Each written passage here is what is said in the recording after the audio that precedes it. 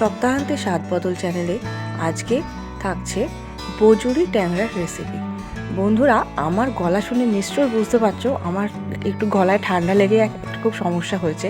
একটু তোমরা কষ্ট করে বুঝে নিও কোথাও যদি কোনো কিছু সমস্যা হয়ে থাকে।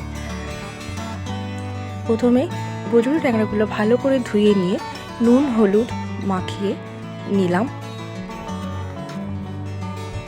তারপরে কাশ্মীরি লঙ্কার গুঁড়ো দিলাম,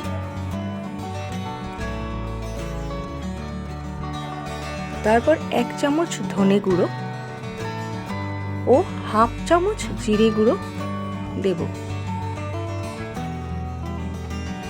সব কিছু মশলাগুলো দিয়ে একসাথে ভালো করে মাখিয়ে নিয়ে 30 মিনিট মতন রেখে দিতে হবে।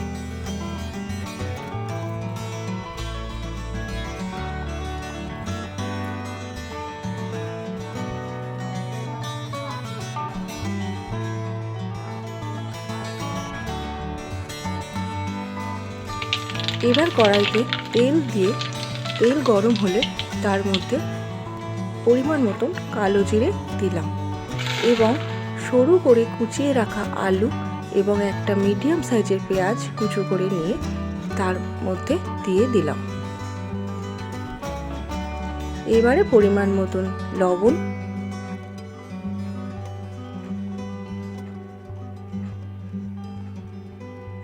ও পরিমাণ মতন হলুদ দিয়ে একসাথে নেড়ে চেড়ে নিয়ে নিলাম।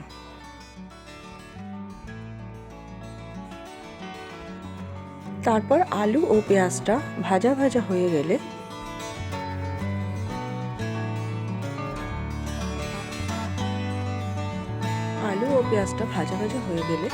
এর মধ্যে একটা টমেটো কুচি দিয়ে দিলাম।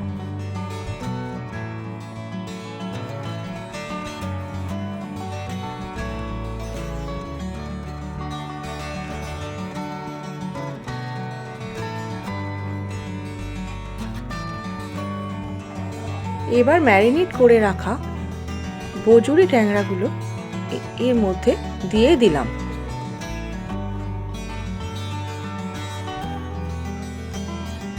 এবার কাঁচা লঙ্কা পেস্ট করে নিয়ে দিয়ে দিলাম।